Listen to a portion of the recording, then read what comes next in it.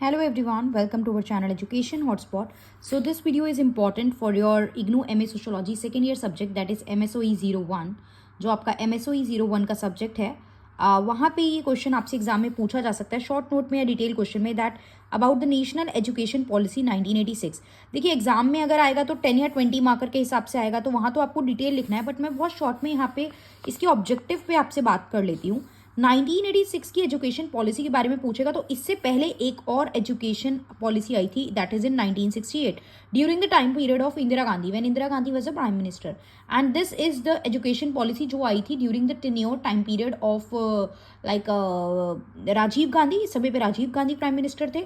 तो इंडिया ने after the freedom, India में जो था हर चीज़ के रिगार्डिंग रीस्ट्रक्चरिंग चल रही थी, राइट. तो हमारे सोशल पॉलिटिकल एजुकेशन सिस्टम को रीस्ट्रक्चर करने का हमारे सामने एक मेन पॉइंट था, ताकि हम सोशियो इकोनॉमिक, पॉलिटिकल और एजुकेशन नीड को फुलफिल कर पाएँ. इंडिपेंडेंस से बहुत सारी कमेटी बनाई गई जिन्होंने अलग अलग एम्स एंड ऑब्जेक्टिव भी सेट किए. एंड 1986 में हमारे पास एक तरीके से सेकेंड एजुकेशन पॉलिसी हमें देखने को मिली. एंड उसके बाद न्यू एजुकेशन पॉलिसी आई है आपकी 2020 में, राइट. NEP 2020 में आई है उसके बाद.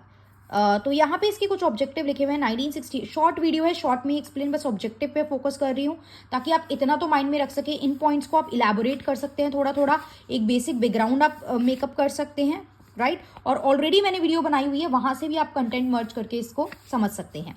All round material and spiritual development होनी चाहिए, ओवरऑल डेवलपमेंट होनी चाहिए इंसान की, right. Material and spiritual development होनी चाहिए. Cultural orientation and development of interest in Indian culture, मतलब आपको इंडियन कल्चर को भी आप प्रमोट करके चलोगे विद द एजुकेशन, राइट. इसके साथ साथ साइंटिफिक टेम्पर भी प्रमोट करोगे. वर्ड जो है टेक्नोलॉजी डेवलपमेंट वाइज आगे बढ़ रहा है, तो हमें साइंटिफिक टेम्परमेंट भी प्रमोट करना है. और फर्दर हमारी एजुकेशन इस तरीके से होनी चाहिए कि नेशनल कोहेजन देखने को मिले.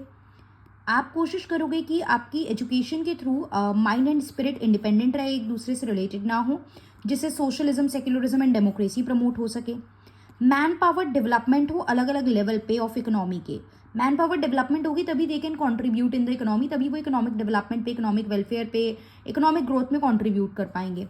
Plus her areas of development, जो भी सारे एरियाज है, सब जगह रिसर्च प्रमोट हो. मतलब रिसर्च वर्क, अभी देखो रिसर्च पे तो न्यू एजुकेशन पॉलिसी 2020 में भी काफ़ी वर्क किया गया इसको सिंप्लीफाई करने के लिए. उसके ऑब्जेक्टिव हम लोग लेटर ऑन पढ़ेंगे, बट यहाँ पे भी बात की गई थी कि रिसर्च प्रमोट किया जाए in the areas of development and education for equality की भी बात यहाँ 1986 में की गई थी.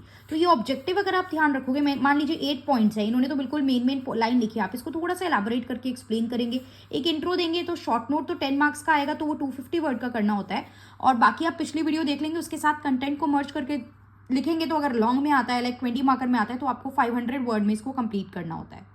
सो आई होप चीज़ें क्लियर हो गई हैं, किसी तरीके का कोई कंफ्यूजन नहीं. 2-3 बार ये पॉइंट पढ़ो, सुनो, बार बार वीडियो देख लो, वरना एक स्क्रीनशॉट ले लो और इसको अपने पास से रीड कर लो, ताकि चीज़ें आपको अच्छे से क्लियर हो जाएं. So that's all. Thank you everyone.